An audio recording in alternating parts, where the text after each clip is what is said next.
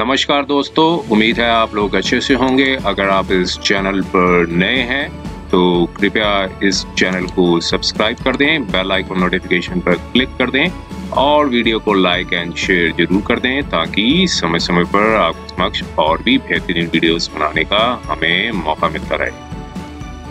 जी हाँ दोस्तों, बिल्कुल आपने ठीक सुना है कि एक नया कानून आ रहा है जिसका नाम होगा भारतीय नागरिक सुरक्षा संहिता 2023 का।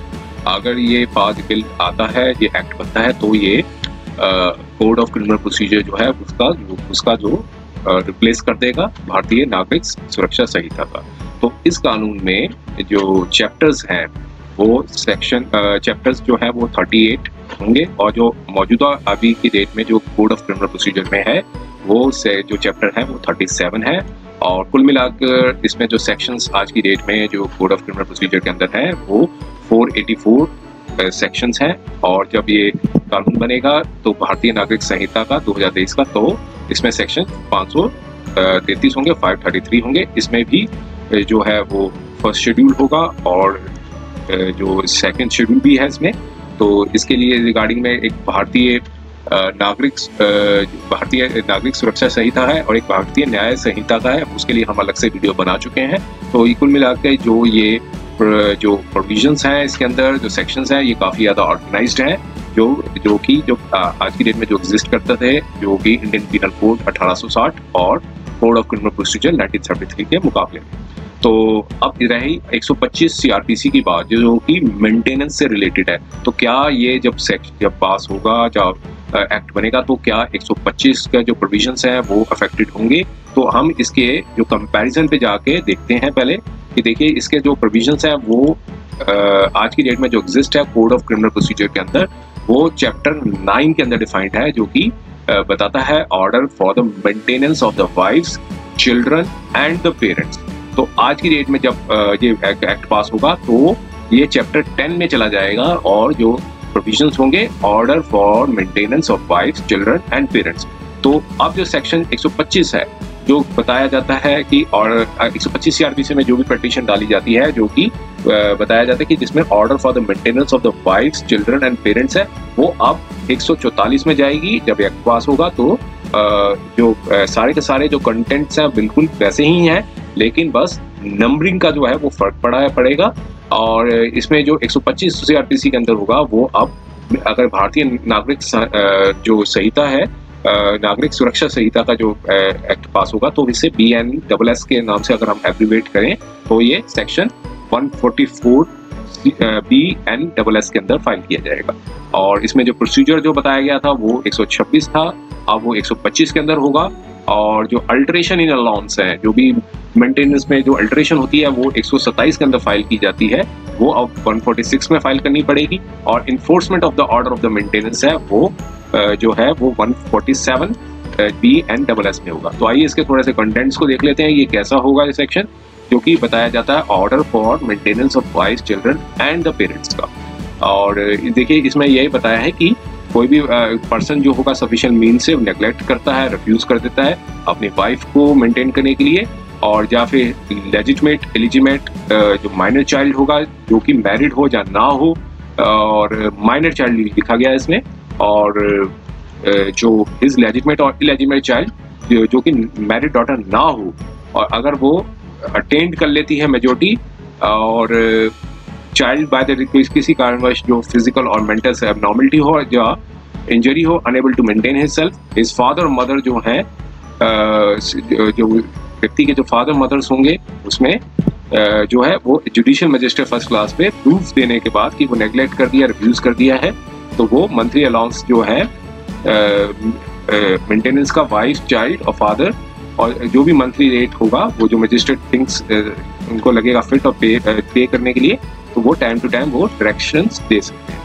और अगर कोई माइनर चाइल्ड है, इसमें माइनर फीमेल चाइल्ड है और वो सेटिस्फाइड है कि जो माइनर चाइल्ड है उनके जो हस्बैंड है उनके पास the father of the minor child है जो कि अलाउंस वो देंगे अनटिल शी अटेन मेजॉरिटी। अगर मजिस्ट्रेट सेटिस्फाइड होते हैं कि जो husband of the minor female child है वो अगर मैरिड हो चुकी हैं उनके पास कोई सफिशिएंट मींस नहीं है, तो यहाँ पर और भी प्रोविजंस हैं, इसमें जो है लैंग्वेज सेम ही है, कोई इसमें कोई अल्ट्रेशन नहीं किया गया है।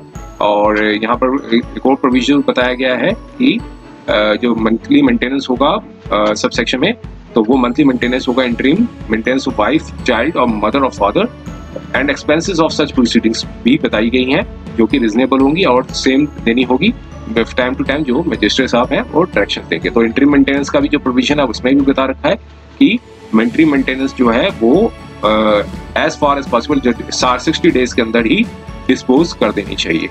और यहाँ पर बाकी दो प्रोविजन भी बता रखे हैं जिसके ग्राउंड्स पे जो मेंटेनेंस होगी, साथ में कॉस्ट की प्रोसीडिंग्स के भी बता रखे और ग्राउंड्स भी बता रखे हैं कब जो है मेंटेनेंस जो है जो कैंसिल भी की जा सकती है इसमें, कि जो अगर कोई पर्सन, अगर यहाँ पर तो वारंट के बारे में बताया कि कोई भी person without sufficient cause to maintain the order, any magistrate for every breach of order issue a warrant for the levying the amount due in the manner। तो देखिए जो पहले जो सेक्शन था वो 421 CRPC में था, तो अब इसमें भी चेंज आ गया, 421 से हटके दूसरे प्रोविजन में चला गया। अब ये हम उसको थोड़ा सा आगे देखेंगे कि अगर कोई भी ब्रीच ऑफ ऑर्डर होगा तो फिर वारंट जो होगा in the manner levy of the fine, जब जो बताया गया प्रोविजन वो कैसा होगा वो इसके ऊपर हम थोड़ा सा आगे देखते हैं। और अगर वारंट इशू नहीं होगा इसमें, अगर जो with in the period of 1 year तक अगर वो एप्लीकेशन नहीं फाइल की जाती है तो ये वारंट जो है वो इशू नहीं होगा। और इसमें जो ग्राउंड्स भी बता रखे हैं कि किस ग्राउंड्स पे जो है मेंटेनेंस जो है वो डिसअलाउ की जा सकती है, जब अगर कोई वो वाइफ जो है अडल्ट्री में रह रही हो। इसके लिए हमने अलग से कई वीडियोस भी बना रखे हैं, तो अडल्ट्री की भी इंटरप्रिटेशन कोर्ट्स ने कई हाई कोर्ट्स ने की गई है। तो अगर कोई विदाउट सफिशिएंट ग्राउंड से वो हस्बैंड के साथ रहने से मना कर देती है और अगर म्यूचुअल कंसेंट से साथ सेपरेटली रह रही है तो ऐसे ग्राउंड्स पे भी वो मना किया जा सकता है मेंटेनेंस। जब भी ऑर्डर प्रूफ होगा तो अगर प्रूफ दिखा दिया जाएगा कि वाइफ अडल्ट्री में रह रही है, कोई बिना सफिशिएंट कॉज से वो हस्बैंड के साथ रहने से मना कर रही हैं, तो मजिस्ट्रेट जो है वो कैंसिल कर सकते हैं। तो और इसमें जो प्रोविजन थे वो भी 125 के अंदर पहले जो डिफाइन किए गए थे वो ही वैसे बताए गए हैं। और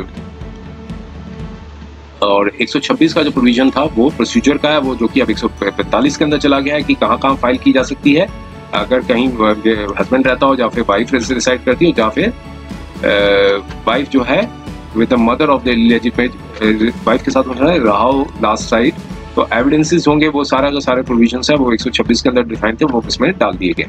और अल्टरेशन इन अलाउंस का जो प्रोविजन था जो कि 127 CRPC में बताया गया था, वो अब चला गया है 146 के अंदर कि चेंज इन सर्कमस्टांसेस होंगे तो जो इंट्री मेंटेनेंस जो मेंटेनेंस है वो अल्टर की जा सकती है, proof of change in circumstances जो सेक्शन 144 के अंदर दी गई है BNS के अंदर, तो BNSS के अंदर। तो ये मंथली मेंटेनेंस या इंट्री मेंटेनेंस जो भी दी गई है मजिस्ट्रेट जो है वो अल्टर कर सकते हैं कि जो भी केस होगा बनता होगा।